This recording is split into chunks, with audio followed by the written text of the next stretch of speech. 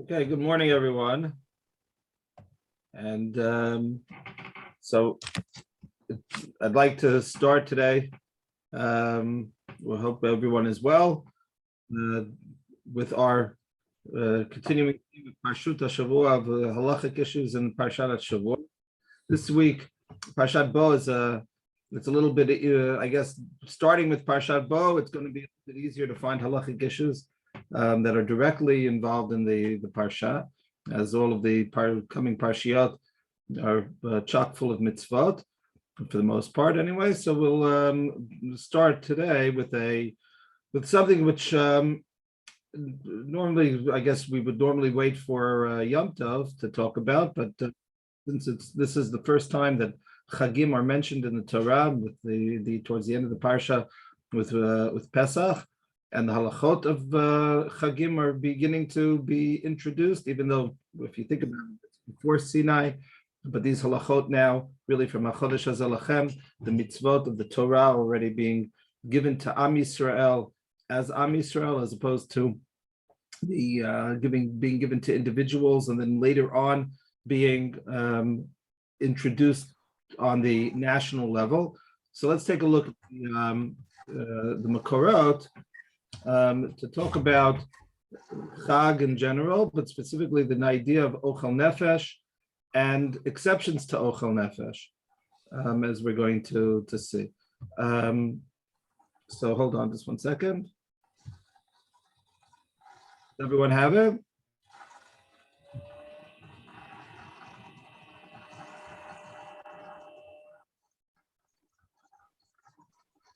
One second. Hopefully you'll be able to see it in just 1 second.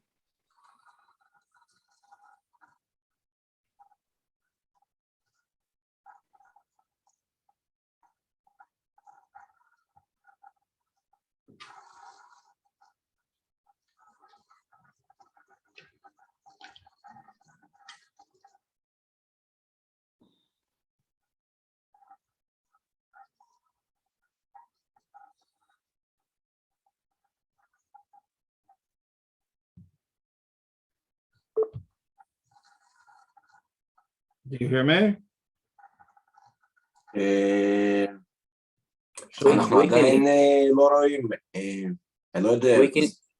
We can hear you, but we can't see you.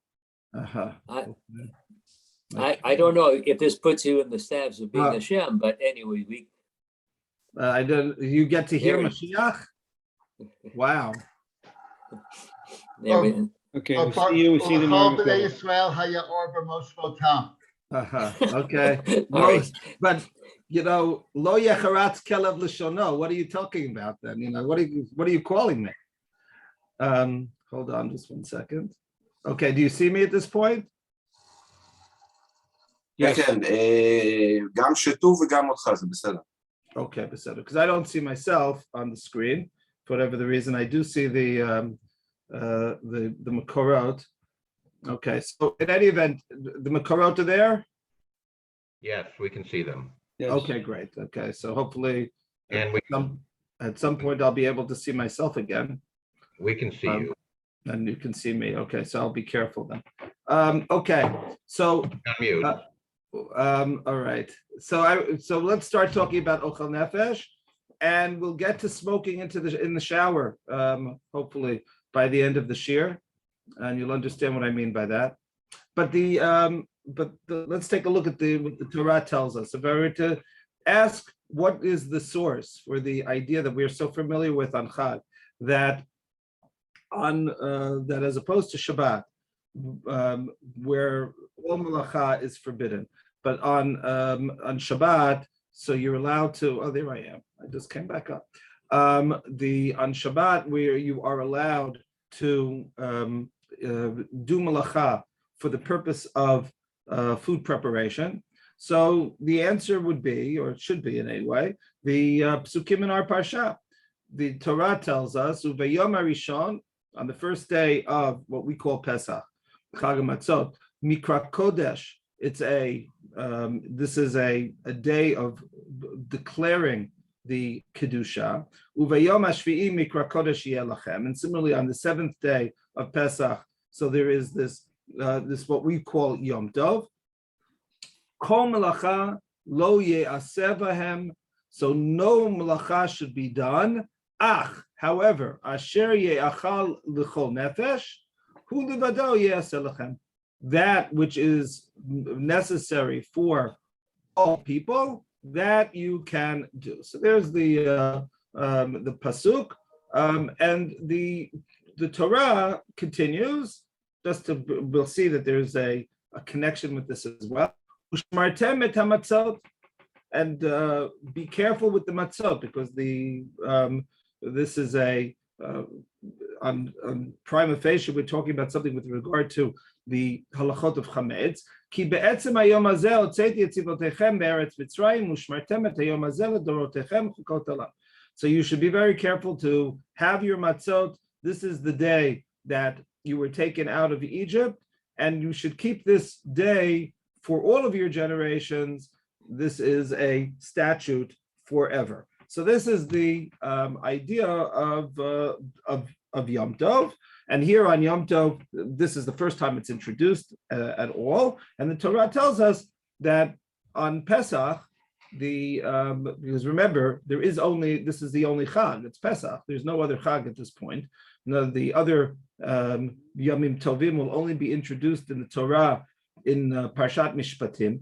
They're not going to be introduced until then. So right now, our only Chag Pesach or Chag Matzot, has these 2 days of the first and the seventh day, which are Yomim Tovim, Mikra'e Kodesh, to use the terminology in the pasuk, and they are forbidden.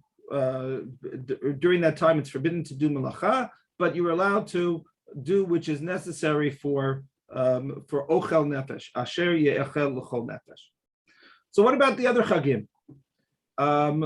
Where does that come from? If you look through the Torah, this is the only time that the Torah ever specifically speaks of this particular, we'll call it heter, right? With regard to Shabbat, the Torah, of course, says kol melacha lo yaseh.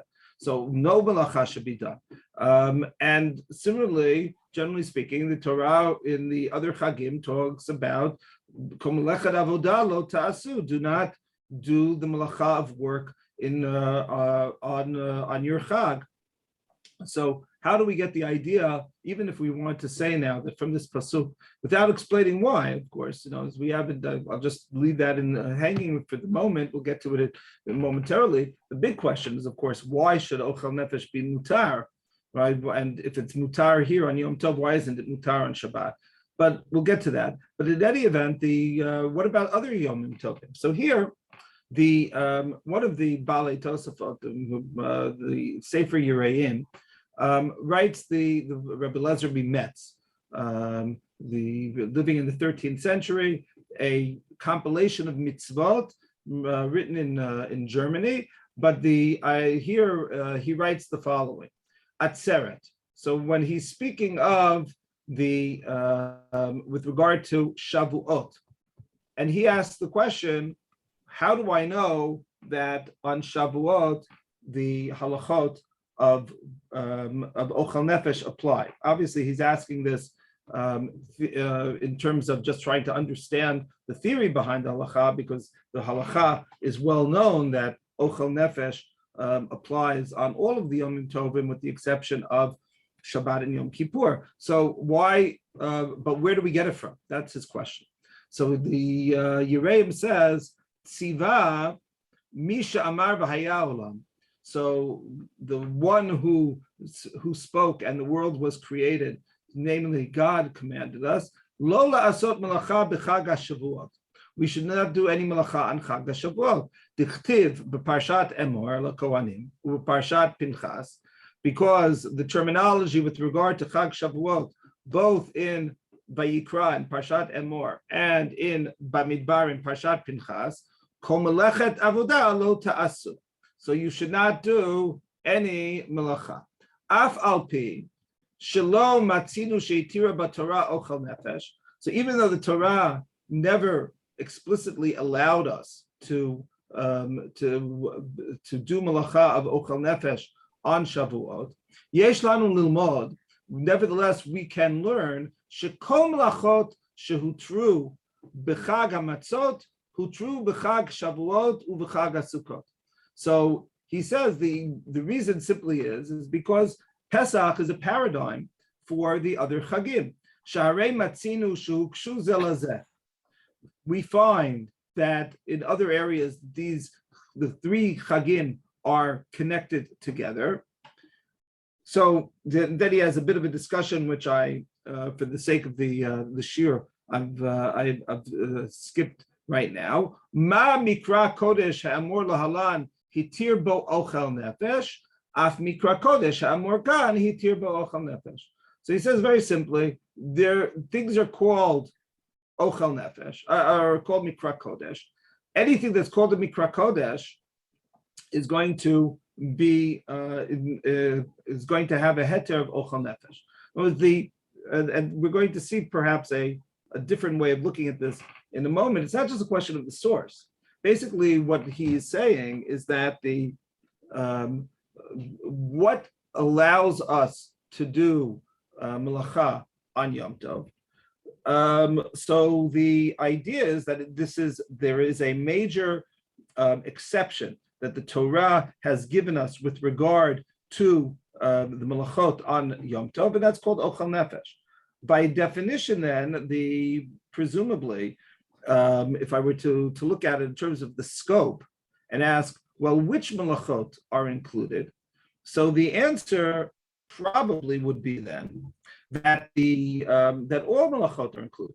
In other words, there isn't any limitation in terms of the melacha per se. It's any melacha. However, the condition has to be that when you're doing that melacha, you're doing it for the purpose of a food preparation, of ochel nefesh. If you're not doing it for the purpose of food preparation, so then it'll be forbidden.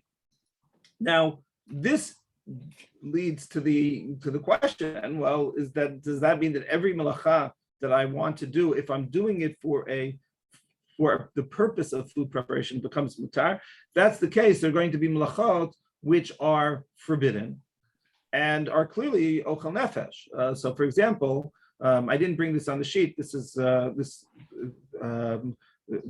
could easily be a few session seminar. But I just want to, for the sake of of condensing it into one shiur. So the Tosfot in Masechet Beit Tzad, several places. So they point out that, for example, the melacha of hunting is forbidden on Yom Tov, even though if I might be hunting in order to procure food for Yom Tov itself, or even more simply, the melacha of kotzer, the melacha of harvesting, is also asur on Yom Tov. Where do we get that from? Because after all, if I just go into an orchard and I pick an apple and I eat it right then and there, so why shouldn't that be ochel nefesh? Can there be anything which is more directly ochel nefesh than that? Just picking something off the tree, or or harvesting some carrots and then and then preparing my soup, whatever I'm going to prepare with the vegetables. Why can't I do that on Yom Tov? And Tosfot, which is working along the lines of this Ureim, and we're going to see that forget about what we're going to see. So Tosfot says that it comes back, based on the Yerushalmi, that it comes back to this pasuk that we quoted here, Ushmartem et hamatzot. So the Yerushalmi understands Ushmartem et hamatzot, the connection, right? We have the Ochel Nefesh right here, Asher Yachel L'chol Nefesh, and then immediately afterwards we have Ushmartem et hamatzot. So the Yerushalmi makes a connection between those two psukim, and the Yerushalmi says that only those melachot which are the melachot that are involved, the point where we have to care about matzot, when we care about chametz, which is from the time that water is introduced into the dough making process. In other words, the al pi din, even though we talk about shmura matzah, and that's another discussion entirely from when do we start caring about chametz. But the core halacha is that we start caring about chametz from the time that the water is introduced to the flour, which is the malacha of lisha, of kneading the dough. So that is where the Yerushalmi says we begin with Ochel Nefesh as well. It was only at the point where the lisha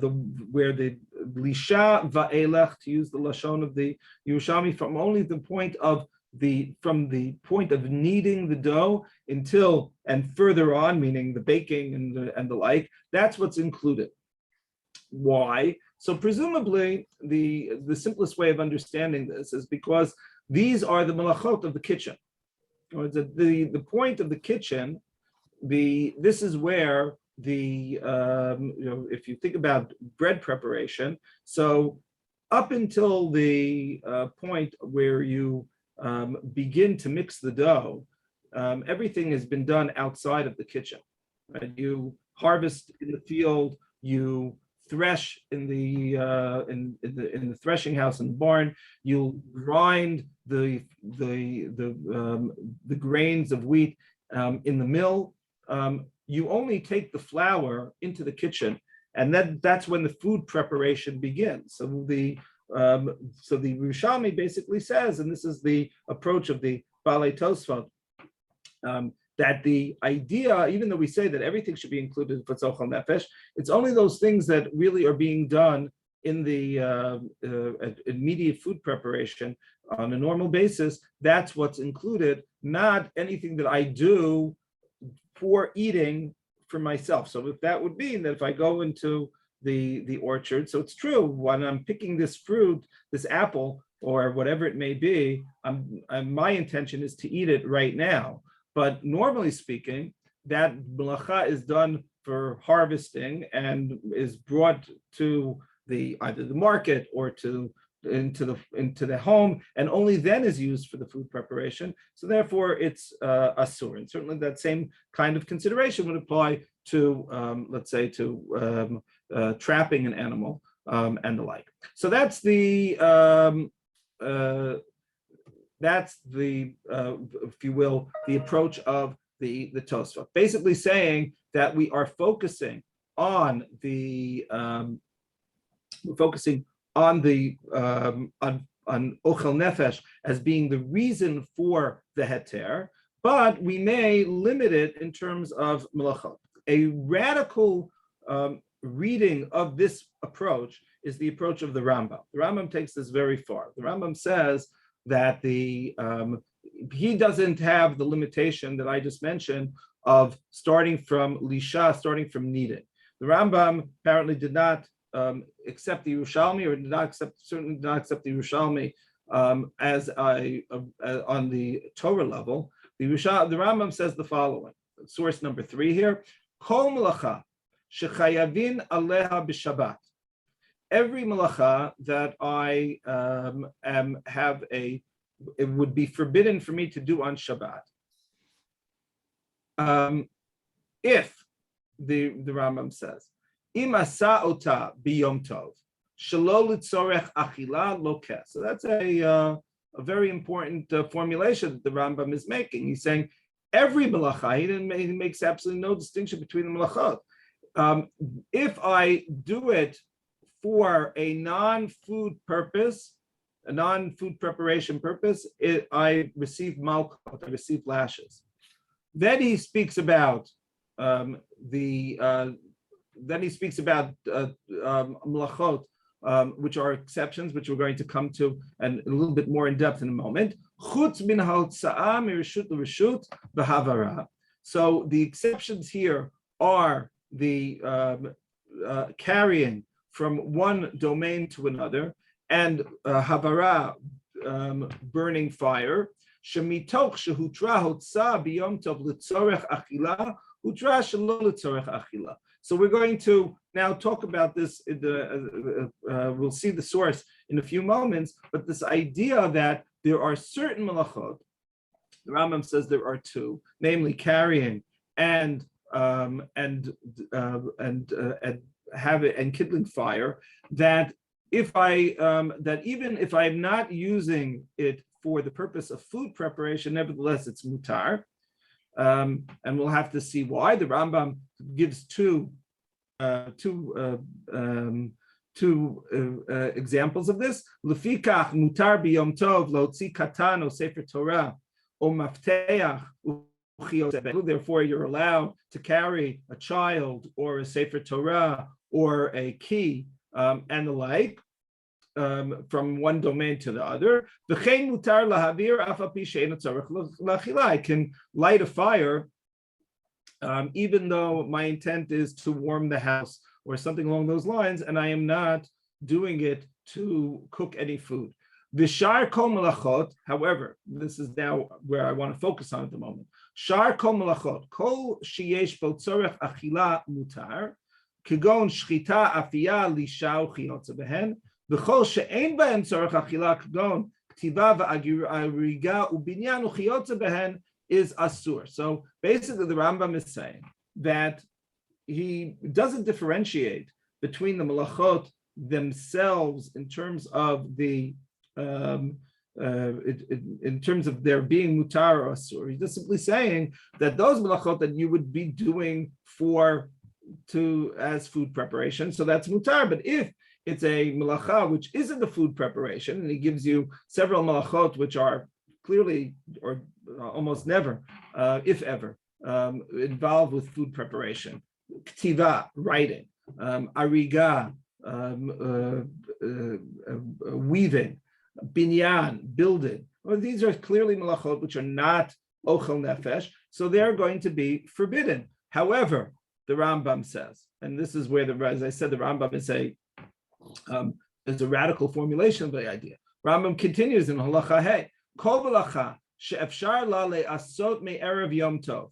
V'lo yeh b'hefsed v'lo chisaron im na'aseh be'erev asru chachamim la'asot ota b'yom tov af al pi shehi l'tzorech achila. So the Rambam says that midat Torah, I can do any melacha whatsoever if I am doing it for food preparation. However, and here's the caveat, the chachamim forbade me from doing melacha which I could have or should have done before Yom Tov, even if it's l'tzorech achila. And how do I define whether I should or could have done something before Yom Tov? Whether lo yiyeh b'hefsed v'lo chisaron im na'aset ba'erev, if there is no loss if I had done it beforehand. And therefore, so for example, if we skip down a couple of halachot, so he says, Ketzad halacha zayin, Ketzad ein kotzrin, v'lo dashin, v'lo zorin, v'lo borurin, v'lo tochanin et achitin, v'lo merachtin b'yom tov. So we do not harvest, we do not winnow, we do not do the kind of borer that needs to be done to eliminate waste products. Lo tochanin et achitim, we don't grind wheat, etc. Shekol elu b'chiyot zabem efshar la'asotan me'erev yom tov ve'en bekach have said the lo chisaron. So the Rambam says these are things which are all possible to be done.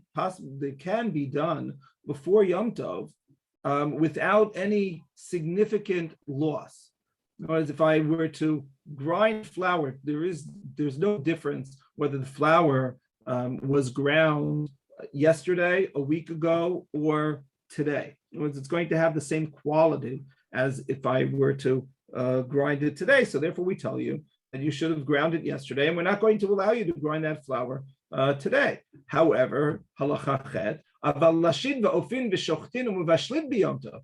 You can do these malachot. You can knead the dough. You can bake. You can slaughter an animal. You can cook on Yom Tov. She'im asa elu me'erev yesh b'kach hefsed o chisaron tam. So if you do any of those malachot beforehand, so if I were to bake the bread beforehand, for example. So fresh bread, the Rambam says explicitly, Ein lechem cham o tafshil shebishel hayom ki lechem shenefa me'emesh. And we all know that bread baked today is better than bread that was baked yesterday. And similarly, a freshly cooked meal tastes better than a meal that has been was cooked and is now being warmed up. This is a basic fact that we all appreciate and we all understand. And the Rambam says that is inherent to Yom Tov, that we are expected to, or we are allowed to enjoy the simcha of Yom Tov, and that allows us to do these malachot, but only, then this is itself only rabbinic, if you're doing this so that the food is going to be appreciated in the best possible way right now. The Rambam, let's say that, excuse me, not the Rambam. So then, based on this, you could make a good argument, according to the Rambam. Perhaps this is going to be based on technology and society. So would, according to the Rambam, it be permissible today to shecht an animal? Right? Much of Masechet Beitzah, much of the Masechet that deals with Yom Tov focuses on the question of slaughtering animals on Yom Tov and what needs to be done. Perhaps one could make a very good case that especially according to the Rambam, that today, when with refrigeration and with the ability to freeze meat, so there is no need to shecht an animal on Yom Tov, and therefore it should be something which is forbidden. As you could argue in different directions here. I'm not going to get into it's discussed by the poskim. I'm not going to get into the exact mahloket here, but basically one could argue on the one hand that there is a general principle from the Rambam's perspective of a gezeira d'Rabbanan, rabbinic decree against doing anything which is a malacha that could be done better, that will not be done better by doing it on Yom Tov.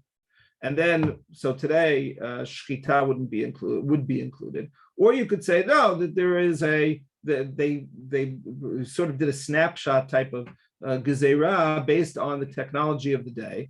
And therefore, those things that were included at that time are included. And those things that are not included or excluded today as well, we won't include it. And that, sort of by dint of a technicality, you can shech today, but that's because it wasn't included in the original takana. The Rambam would say in all of this that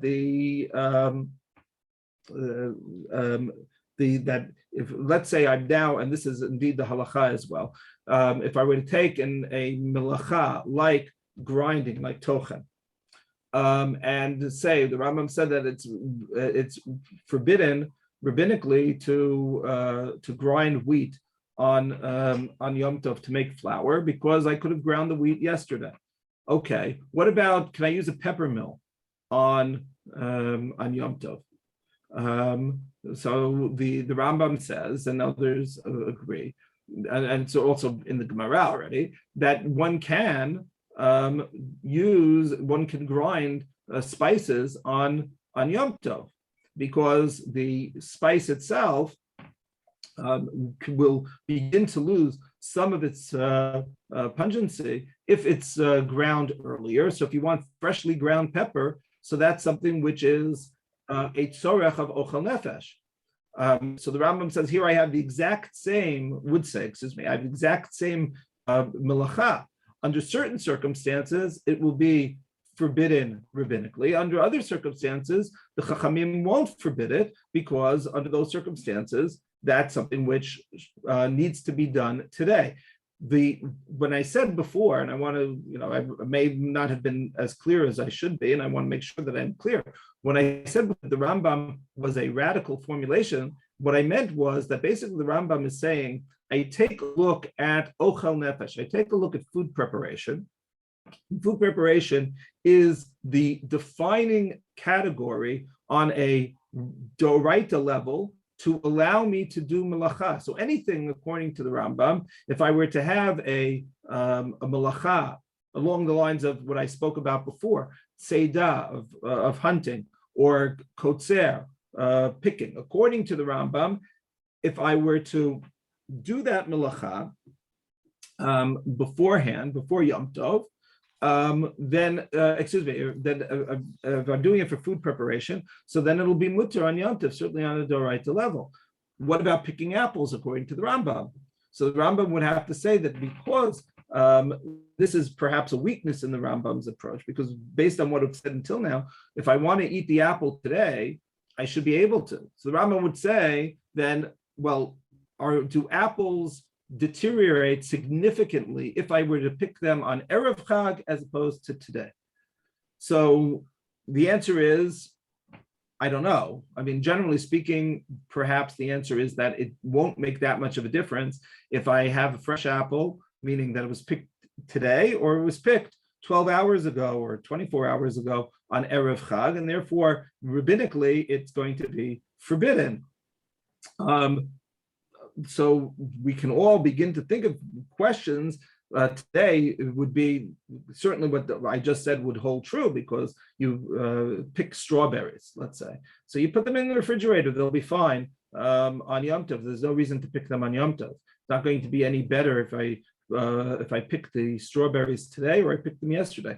But specifically in the time of the Rambam, certain fruits and vegetables might begin to wilt a little bit. And be a little tired if I were to have a freshly picked head of lettuce as opposed to a head of lettuce that I took yesterday or certainly the day before, and it's beginning to get a little wilted. So it's not qualitatively not as good. So why wouldn't we be allowed to do it? The Rambam would have to say that as a rule of thumb, vegetables and the like do not deteriorate sufficiently to allow for me to do it, and the Chachamim, as a result, forbade us from harvesting on Yom Tov, and those few and far between examples of where it might make a difference were nevertheless incorporated into the basic Gezerah D'Rabbanan, the basic Isur not to pick. But the bottom line is for the Rambam, in terms of the Doraita level, that anything that's being done for Ochel Nefesh is going to be mutter. If that's the case, why is, from the Rambam's perspective, why is those two malachot that I mentioned earlier on, namely the malachot of carrying and kindling, why are those two malachot excluded, and we're allowed to do this for in any event? So here the Rambam says the following, this is with the halacha that I skipped, halacha vav, v'lama lo asruha k'dei laharbot b'simcha yom tov v'yolich v'yavi kol ma sheyirtzeh v'yashlim chefetzav v'lo k'mo sheyadav asurot. Very interesting formulation. Exactly what I just said a moment ago, in terms of trying to explain why, according to the Rambam, harvesting will be forbidden, even though I can think of perhaps some outlier cases where it would be beneficial for me to harvest something today, immediately. The Rambam says the exact same rationale holds true for these two malachot, for carrying and for kindling, namely that these are malachot that, in general, we don't want to restrict people. If people have to start thinking about what they're carrying, what they're not carrying, so that in itself is going to impinge on their simchat yom tov. So therefore, the malacha itself is going to be allowed. There is an important caveat. I'm not, this again, as I said, this could easily be a few sessions that we would be focusing on melachot of Ochel Nefesh on Yom Tov. I'll just say that the halakha of allowing things to be done, even if they're done not for the purpose of Ochel Nefesh, for carrying, for example, and we'll see again. We have to expand upon it a little bit in a moment. But if you're dealing with something which has absolutely no use for Yom Tov, so then it is going to be forbidden. We do have to explain why, though, the general, because the Rambam is now only explaining why the Chachamim didn't make the Gezerah. But okay, let's say I need my key, or I want to carry a Sefer Torah to shul.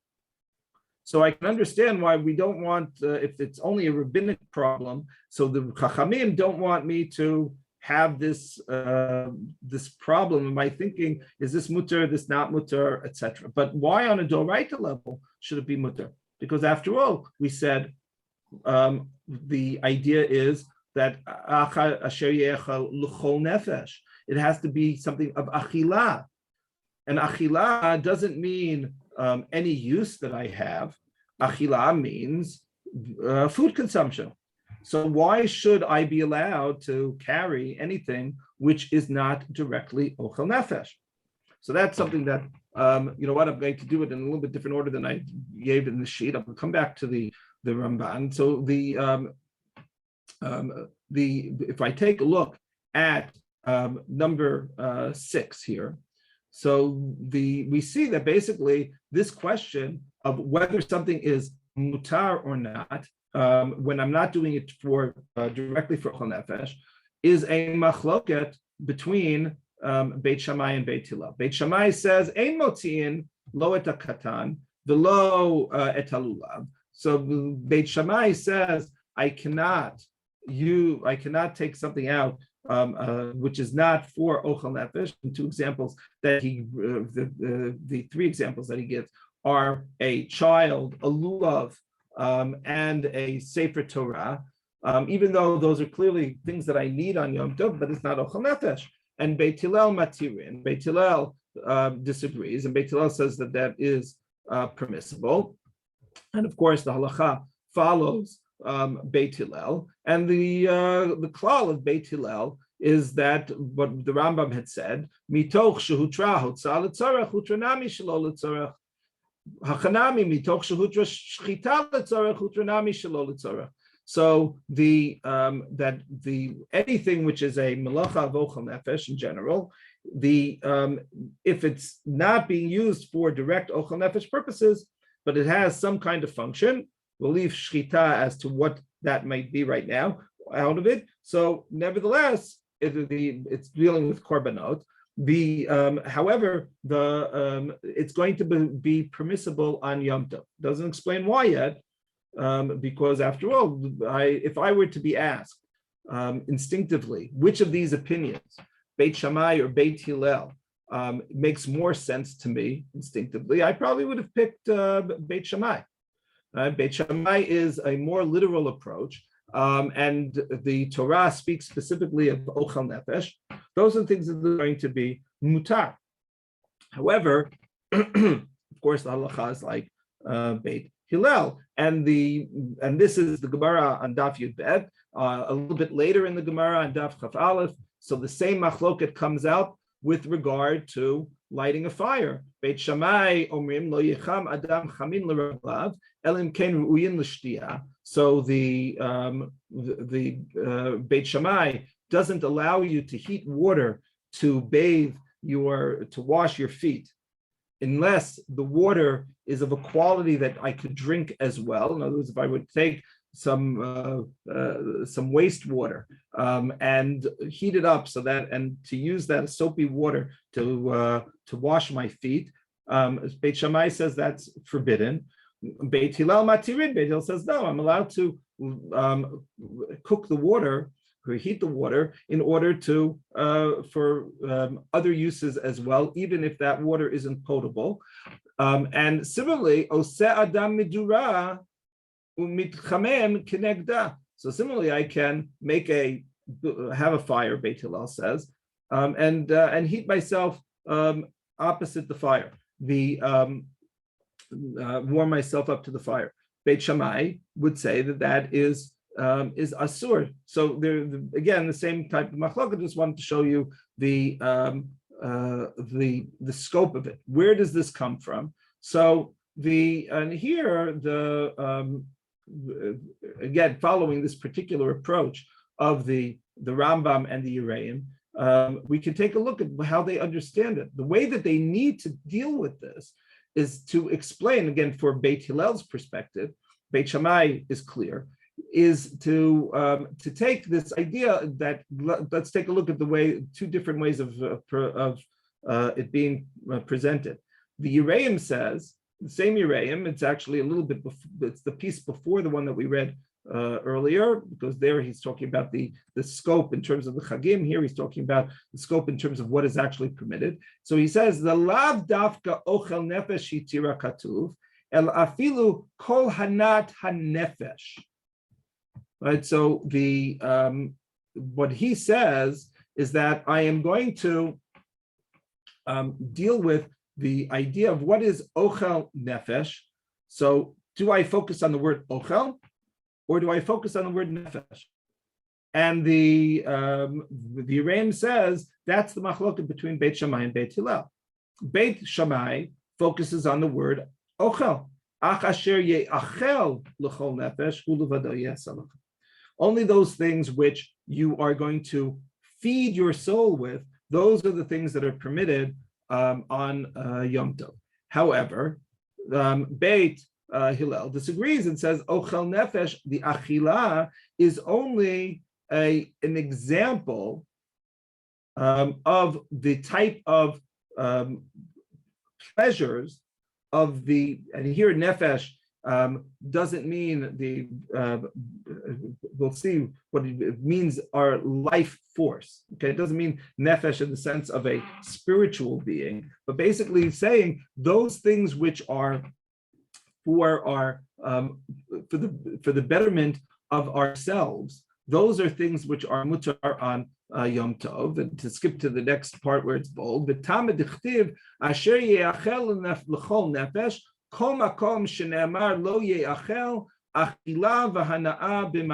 he says, well, after all, how do I deal with this word achila? So he quotes a Gemara in Psachim and elsewhere, where the Gemara talks about how the idea of achila can refer to consumption as a whole. So if I'm dealing with consumption, not necessarily consumption in the sense of eating something, but consumption in terms of, let's say, using a fire for my benefit, that's hana'ah, that's considered to be a form of achila. Achila, eating, is the primary or the paradigmatic, perhaps, way of defining the benefit that we receive from the outside world. But any benefit that we receive from the outside world is included in this general idea of achila. That's the machloket between Beit Shammai and Beit Hillel. Do I take a narrow construct of the word achila? Do I take a broader construct? But it's basically the same concept. Then he takes it one step further. And he says, not only are we talking about, according to Beit Hillel, not only are we talking about a broader physical consumption, but also spiritual consumption. Umelechet mitzvah, because after all, remember, the examples of carrying were those things that were included were carrying a child, carrying a Sefer Torah, carrying a lulav. So he says something very interesting, which you don't have to go this far, and we'll see the Rambam did not go this far, is that namely the melechet mitzvah mitoch shehi hana'at nishama muteret. So that it's very important, I think, to draw upon the difference between the word nishama and let me just make that a little bit bigger. The word nishama and the word nefesh. That if I'm talking about if I'm speaking of the, as I said, our physical life force, that's nefesh. If I'm talking about my spiritual, or perhaps we might say we'll say spiritual, we'll leave it at spiritual, that are spiritual gains. So that he uses the term neshama. And he's saying that on a broader level, if I'm speaking of those things which are for my spiritual well-being, I want to hear Kriyat Torah, I want to shake my lulav, I want to do whatever mitzvah needs to be done. So that is included in Achsher Yechel L'chol Nefesh. That it's not just my physical well-being which is important, but it's also my spiritual well-being which is included. As I said, the Rambam, who's more or less following a similar approach, is saying that that this is still a more, if you will, my bodily needs. But even though I'm doing it for a spiritual purpose, but it's for my psychological well-being and the like. It doesn't have to be a physiological gain; it could be a psychological gain. So therefore, the Rambam says that so he says, Beit Hillel omrim ki ma'amar Hashem ach asher yechol l'chol nefesh kalal hana'at haguf. It includes all of the body's hana'ot, and that is that's incorporated in it as well. It could be, and just looking back, in fact, this is just something that I'm thinking about even as I'm speaking to you, and I haven't thought about this before, that the formulation that the Rambam had said here, lama lo asru kedei laharbot b'simchat yom tov v'yolich v'yavi kol ma sheyirtzeh v'yashlim chavetzav lo yeh kami sheyadav asurot. You shouldn't be as though your hands are tied and you're not doing something. This is an idea that fits in with hana'at haguf. In other words, the moment that I limit what I'm allowed to be carrying, so then I have so then I'm going to be in a situation which is, why is my screen frozen? So then I'm going to be in a situation which I'm not going to be able to be working. Then it will impede on my overall simcha, and it's not because I've now incorporated the idea of neshama into the nefesh, or for that matter, but rather that I'm just I'm taking a broader definition of what my nefesh, my goof, my person needs, and that includes psychological well-being as well, and not only the physiological well-being. Before we go on to the exceptions to Ochel Nefesh, I want to go to another approach entirely, which to look at the idea of Ochel Nefesh. This is the approach that the Ramban says, and the Ramban, and based on this Ramban, we can look at things from a very different vantage point. Until this point, whether I'm dealing with the Yereim and Tosfot that I mentioned off the sheet, or the Rambam, the idea of Ochel Nefesh is that basically the heter is because of the Torah telling me that on Yom Tov I'm allowed to do those actions which are beneficial to me, either in the narrow scope of the of Beit Shammai, specifically Achila, or the broader scope in terms of benefit for Beit Hillel. Rav Susman, can I ask you, where else in the halacha do we find that the human need takes such priority? On Shabbat, we see the opposite. There's oneg Shabbat, but I know Shabbat is obviously deraisa, but you don't see that. I mean, the man's need doesn't take priority. It's the halacha. But Yontov, Simchas Yontov is such a central aspect to Yontov. It's just where else do we find that in halacha? Okay, so just having this in of itself might be enough. We can have, but on let's say broader exception case, let's say all the malachot are suspended in avodah of the Beit HaMikdash. And not at the same time, they're not suspended for binyan Beit HaMikdash.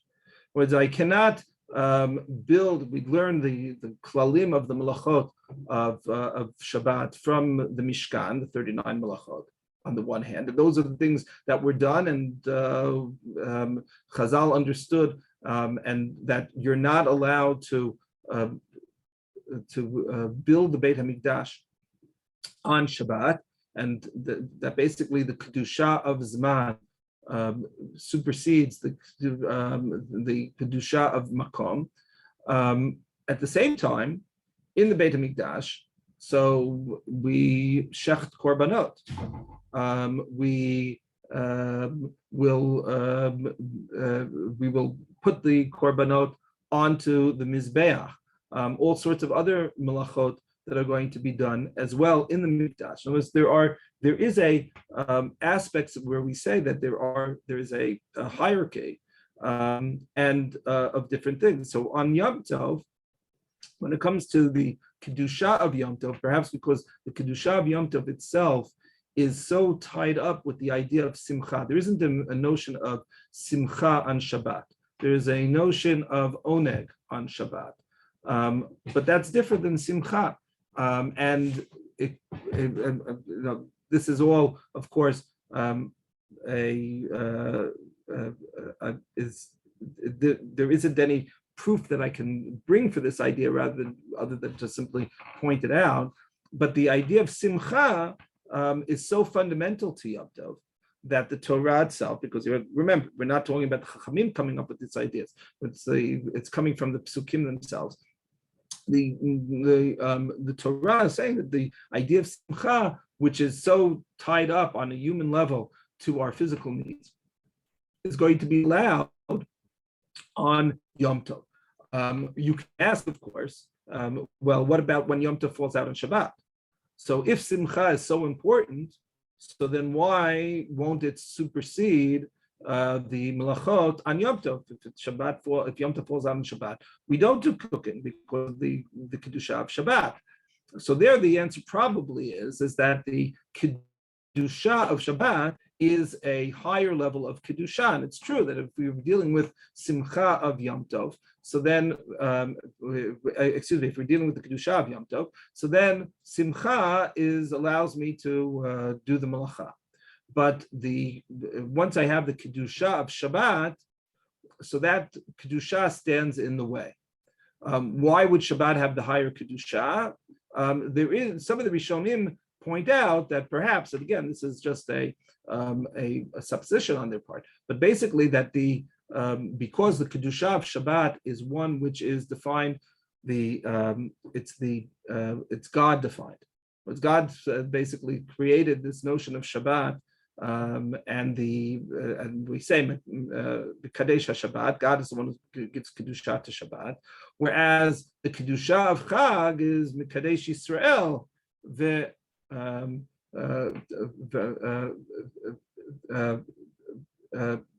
kedusha that first God is B'Kadesh Yisrael, and we also this week's parsha of Chodesh Hazeh Lachem, Rosh Chodeshim Rishon Hu Lachem L'Chodshei Hashana, that we have the authority and the ability to create this kedusha. So the Ra'avan, one of the Rebbeim of the Yereim, actually, so he says that the kedusha of Shabbat, because it is totally divine, is superior to the kedusha of Yom Tov, which has this element of simcha.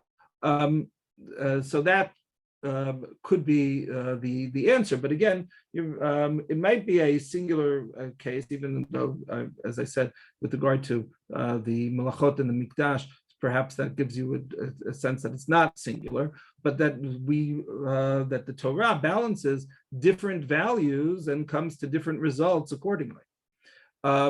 So that's, again, getting back now to the original, back to our major track. That's if I understand Ochel Nefesh as being a heter because of the heter, because of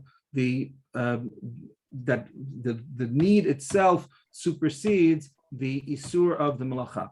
The Ramban not here in our parsha, but in the next place where the idea of Belacha on Yom Tov comes up, gives a different approach. In source number 4 here, the pasuk in Vayikra says, "Bayom harishon mikra kodesh yelachem u'melechet avodah lo ta'asu." So on the first day of it's referring to Rosh Hashanah there, that you have on the first day you will have a mikra kodesh, and all melechet avodah, important terminology, right? Here something which is new. Torah is a kol melacha, the way that it's said back in the first time. Here it had said kol melacha lo ye'aseh bahem, right? All melacha do not do. And here it's kol melechet avodah, right? So where did that come from? So the Ramban, it's part of a much longer piece, but the Ramban says the following: Perush melechet avodah kol melacha she'ina letzorech ochel nefesh. Ramban says the Torah itself created a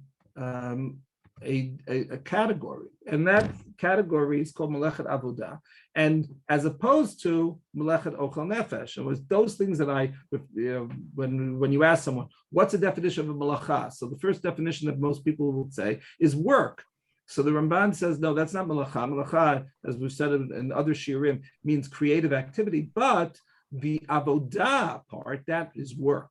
So if you're doing melachot that constitute work, so that is going to be asur on Yom Tov. But melachot which are being done in the kitchen, melachot which are being done for your ochel nefesh, that's not melachet avodah. That's melachet ochel nefesh. Those are creative activities that are being done for the consumption, for the feeding of the person. So so that is what he actually calls melecha shehi be'ochel nefesh, melechet hana'ah v'lo melechet avodah. Right? It's a labor of love, if you will, a labor of pleasure, in terms of the work. I don't know how much work did the Ramban do in his own kitchen. I don't know, and maybe if he did more work, maybe he wouldn't have called it melachet hana'ah. But nevertheless, we can understand the distinction that when it comes to the work that's being done for direct consumption, that's what we call melachet hana'ah. Other forms of work is melachet avodah. So and then he explains basically that since the first time that the Torah introduced the idea back in our parsha of kol melacha, so the Torah, as a result, will say that the has to say specifically achasher yechol l'chol nefesh. Once we have established the principle in Parshat Bo, so then we can say shorthand. The Torah can say shorthand melechet avodah, and we understand what melechet avodah means. Melechet avodah means those melachot which are not food oriented. Melachot ochel nefesh are those things that are. Now, why am I mentioning this Ramban? Because the Ramban is, besides pointing out something which is very interesting on a parshanut level in terms of just reading a careful reading of the text, it's a completely different approach than what we've said until now. Till now, whether it's the more narrow definition of the Yereim or the broader definition of the Rambam, basically all melachot are the same. The only question is, why am I doing this melacha? Am I doing it for ochel nefesh purposes, or am I doing it for other purposes? And if it's ochel nefesh, it's going to be mutter, and if it's not ochel nefesh, it's not going to be mutter. The Ramban is basically saying, no, I shouldn't be looking at it from the perspective of the say that the ochel nefesh is the cause. Ochel nefesh is perhaps the symptom. When I have a melacha which is normally done in the kitchen, that's melechet hana'ah, melechet ochel nefesh. A melacha which is done outside of the kitchen, is not Melachet Hana'ah, it's a Melachet Avodah. It's a categorical distinction. It's not a distinction based on whether I'm doing this particular activity right now in real time for the purpose of the Ochel Nefesh. It's a question of how do I define this category? Is this category something which is going to be defined as a Melacha of Ochel Nefesh, or is the category going to be defined as a Melacha of Melachet Avodah? So the Ramban would have a completely different answer than what we said before in terms of the question of, well, what about picking an apple? The answer is that any melacha which is normally done outside of the kitchen is going to be considered a melachet avodah. Once it's melachet avodah, it becomes forbidden. Whereas so even if I'm doing it for the purpose of eating that apple right now, it's nevertheless categorically defined as a melachet avodah, and it is forbidden. Whereas if I'm dealing with a melacha which is normally done in the kitchen, so that's melachet hana'ah, that's the melacha which is going to be permitted. This, according to the Ramban now, I can say that the argument between Beit Shammai and Beit Hillel falls on these categories, falls on this very question. Beit Shammai says the whole heter is because of Ochel Nefesh. And since the heter is because of Ochel Nefesh, only Ochel Nefesh is going to be mutar. If I'm doing it, the same malacha, doing it for a different purpose, it's going to be forbidden. Beit Hillel says, no, you misunderstand. It's not that I'm broadening the definition of Ochel Nefesh the way that the Rambam has to say and the Yereim have to say. What the Ramban would say is that Beit Hillel is saying that these malachot themselves are permitted for all purposes, whether I'm doing it for Ochel Nefesh or I'm doing it for some other purpose. The category was allowed on Yom Tov, whereas other categories are forbidden. So I can now carry, because carrying is something which is necessary for the kitchen, so I can carry for other purposes as well. I can light a fire, since normally speaking, one of the major reasons that I light the fire is in order to prepare food. So I can light a fire to warm my home as well, because the malacha itself was never incorporated into the Isur on Yom Tov. So it's a very different way of approaching the question than the Rambam and the Yereim take. The Ramban is looking at it from a categorical perspective. For the last 10 minutes, and I guess, I have not broken my habit of overstuffing the Daf Makorot. I want to just talk about the following concept.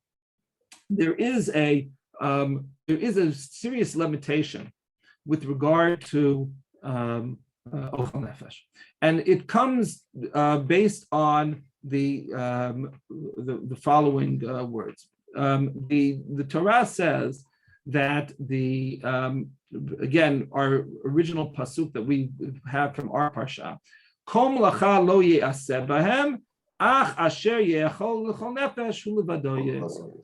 So until now, we've been focusing on the question of nefesh, right? We've had that word, right? Of how do I define nefesh? Is it just eating, or is it other types of benefits? I've been focusing on the word achila. That's an important word. But what about the middle word, l'chol nefesh? And here in this l'chol nefesh, the halacha views this in a significant manner. We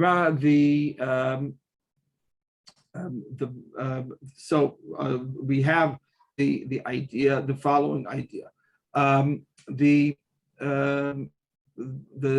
The Gemara says that one second, let me just find the right source. Here we go. When it comes to washing and bathing on Yom Tov, so the halacha is that you cannot bathe take a full bath on Shabbat in hot water. The reason for that is, even if the water was heated before Shabbat, the reason for that is what's known as Gezerah of Merchatz. There was a Gezerah made so that people wouldn't go to the bathhouses, and that the bathhouses might very well heat the water on Shabbat. So therefore, all full bathing in hot water is asur on Shabbat. What about on Yom Tov? So the water we'll take a look at the way that the Rambam formulates it, and then we'll take it. But basically, number 14, we'll come to 15 in a second. Rechitza v'sicha harehen bichlal achila ushtiya v'osin ota biyom tov shenemar ach asher yachol l'chol nefesh l'chol tzar shetzarich haguf. So basically, bathing in hot water on Yom Tov should be permissible because it is a bodily need. Lefikach mechamin chamin biyom tov v'rochetz panav yadav v'raglav. So you can heat water on Yom Tov, but only for your face, your hands, and your legs. That is what is permissible. Aval kol gufo asur. However, all of the body is forbidden. Why? But again, for the same gezerah that I mentioned earlier with regard to Shabbat, that because of this gezerah of merchat, we don't want people coming in on Yom Tov. We'll leave the last line of the Rambam aside for the moment. However, why should there be this gezerah on Yom Tov? The reason is because of the following, that the Gemara had defined, and I'm looking and I'm trying to think. Oh, there it is. Okay, I knew I put it here. That back source number 8 is that the following idea. Right from here, from the middle line. Mutar la'asot mugmar biyom tov. Can a person burn incense on Yom Tov? Because after all, you should allow for the burning of incense on Yom Tov. It's a mitoch shehutra havara l'tzorech, hutranami shelo l'tzorech. Since it is permissible, as we saw Beit Hillel, that you're allowed to light a fire to heat your home, so why shouldn't you light a fire if you want to have that aroma in your home and to burn some incense? So the response is, Alecha amarkra. Amarle, he responded, Alecha amarkra, ach asher yeachel l'chol nefesh, davar hashaveh l'chol nefesh. When do we speak, the Torah says, of, that's that word, l'chol nefesh, right? That the idea that is, that when do we have this notion of ochel nefesh? If it is something which is a universal human need. So if you're talking about food, if you're talking about heat, if you're talking about perhaps bathing, these are universal needs, and therefore I can light a fire in order to accomplish those goals on Yom Tov. But what about if I'm speaking about burning incense? So burning incense is not considered to be a universal need. It's something which is a particular need of a specific subgroup of individuals. Most of the people are not interested in that. And that is going to be something which is, as a result, forbidden on Yom Tov. Now, we might ask, is this Doraita, is this D'Rabbanan? According to the Rambam, it would be presumably D'Rabbanan if you're well, I shouldn't say that, because now if it's not Shaveh L'chol Nefesh, excuse me, it might even be Doraita, because it may not even be included in what the Torah allows for. It has to be having something which is a universal need. Now, I take this idea, which the Gemara referred to with regard to incense. And when I asked now, what about bathing? So the Tosfot apply this with regard to bathing as well. Tosfot says, why do we make the distinction between drawing hot water for a bath as opposed to drawing hot water to wash my face? The answer is, Tosfot says, the rechitza eina ela l'ta'anug Va'asura kimo mugmar the asur the parakamid ketubot mishum de'ein shaveh l'chol nefesh. So the Re says that I have to look at bathing along the same lines. So if I ask myself, what is the why do people wash up? So and especially keep in mind the how frequently do you have to shower? How frequently do you have to bathe? So a person doesn't take a shower every day. I mean, there are no showers. Remember, this is in 12th century France. There are no showers anyway. But a person doesn't bathe every day, so therefore you don't have to bathe. That's not a universal need. However, everyone will, or enough people will wash their hands and face. So therefore, heating water for bathing, not bathing, for washing up, that is considered to be a universal need. So if that's the case, the question, and that's the halacha. In other words, the halacha is that one is not allowed to, if you take a look at the Shulchan Aruch and take a look at the Achronim on this, I'm not going to look at it right now, it becomes basically that the standard halacha is that you can use hot water for washing your face, washing your hands, washing your feet, but you can't use it for the full bath. The Mishnah Berurah, the Bir Halacha number 17. So he says that as a result, today, remember, now he's talking in 19th century Poland, he says,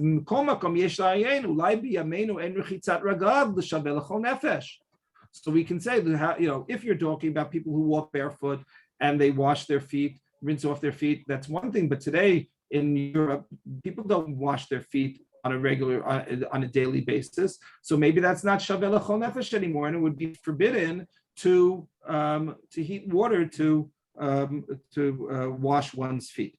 Now,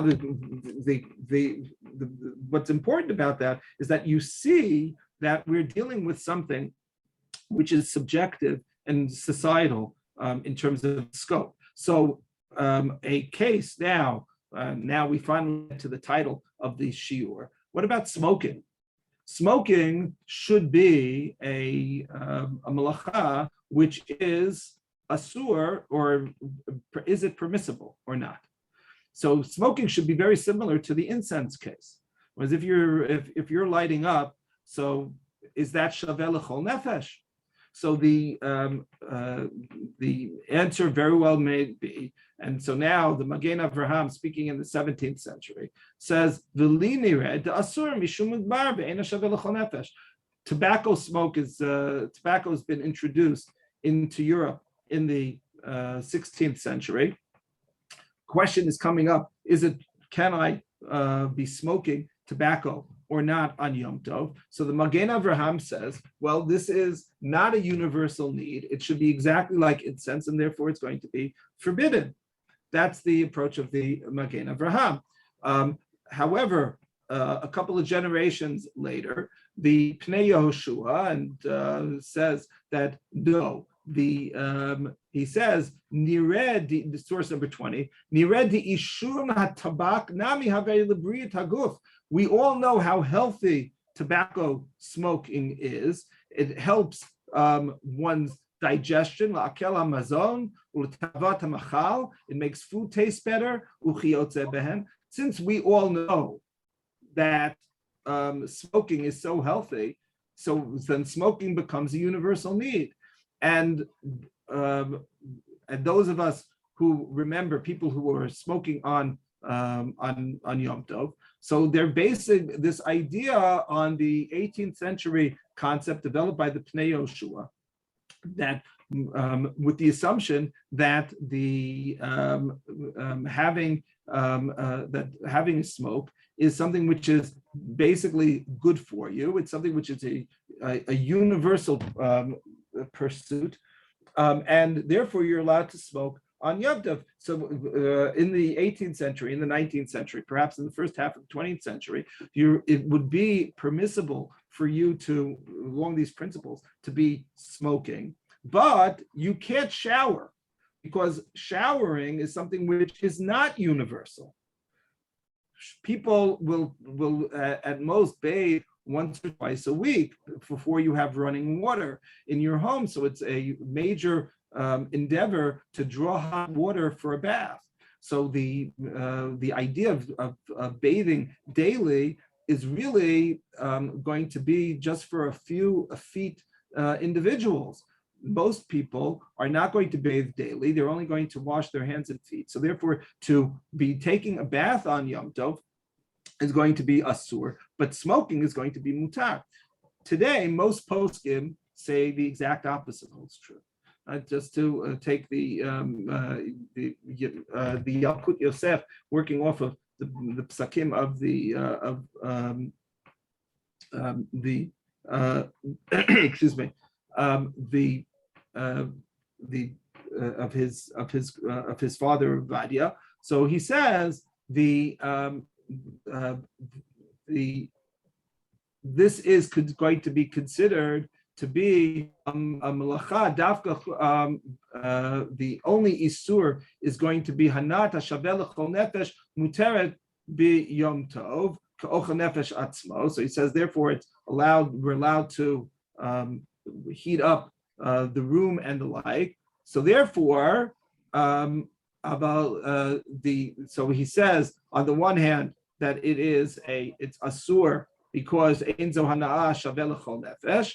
But in the footnote, so he points out that today this is not going to be considered to be ochel nefesh because it's so common for people to be showering on a daily basis. Of course, it really depends to a great deal on the society that you live in. At the same time, the poskim say that when it comes to smoking today, which shouldn't be mutter on any day of the week, but certainly you can't say that it becomes shaveh l'chol nefesh if the working assumption of the society is that it's something which is so detrimental to one's health and shouldn't be done. So those people who are smoking are the exception and not the rule. So smoking on Yom Tov could very well be asur today. This becomes it's not shaveh l'chol nefesh, whereas bathing and showering on Yom Tov, and even heating up the water for that purpose should be mutter because it is in our society it's shaveh l'chol nefesh. It's something which is universal. So I will stop here, and I look forward to again, with even though right now we're in the fifth wave, I still hold out hope that Be'ezrat Hashem, all of these waves will pass us over, and that we should all be able to survive the waves in good health and happiness, and look forward to being able to be with you in person and not just on the Zoom screen. Shkoyach. Amen. Hey, Rabbi Susman? Yeah. Okay, just a quick question. Just to be clear, according to the Ramban's formulation of what is considered melechet avodah versus melechet hana'ah, so you brought up the example of grinding your pepper mill. Now, grinding as a general, might be considered melechet avodah because it certainly is, or let's say on Shabbos, but according to him, would he consider that it's in the kitchen and it would be permissible or not? Okay, so as I said, with the pepper mill, so I brought it up not with the Ramban, I brought it up with the Rambam with the question of how do I expand the notion of hana'ah. But you're right, each approach has its weaknesses. The approach of the Ramban, the halakha of the pepper mill is well grounded, pardon the pun, in the Gemara already. Was being able to use, Gemara talks about perhaps having to do certain things with a shinui, do it in a way which is slightly different than the way you would normally do it during the week. But basically that it's permissible to be grinding pepper, as opposed to, for example, perhaps it's not permissible to grind salt, because salt is something which could be done earlier without any problem. However, the Ramban would probably have a caveat here, was to work it out. In other words, the way that I've thought about the Ramban is that there are certain activities that are almost always done in the field. Those are, let's say, kotzer or zorea and the like. Those are things that are done in the field. So even if I find an exception which can be done in the kitchen or for a purpose of Ochel Nefesh, that's forbidden. Then there are those malachot that are, by definition, kitchen malachot, right? Lisha, afia, and the like. Those malachot are going to be permissible even if I'm doing it for a purpose which is not Ochel Nefesh at all. Right? So the carrying example, the killing the fire example, etc. Then there are, if you will, the middle malachot. From the point of when you harvest something to when you have you bring the flour into the kitchen. So there are 5 or 6 malachot in the middle there. Tochen is one of them that you mentioned. Another one is the borer is another. So those are malachot. If I'm doing the borer in the threshing house, so that's something which is a malacha and it's a malachat avodah. On the other hand, I can do the same borer or in the kitchen, right? I have to, the way that we talk about borer. Or dash is another one where it's threshing, where if I'm threshing it, I have to break the chaff off of the kernel of the wheat. That's being done out in the field, in effect. But if I'm talking about cracking a nut, and or something along those lines, but it also might be dash.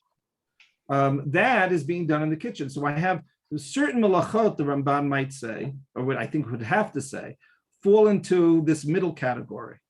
That that because on a normal basis they are done for, depending on where you're doing it, it's done for. You can look at it either as a malachat avodah or a malachat hana'ah.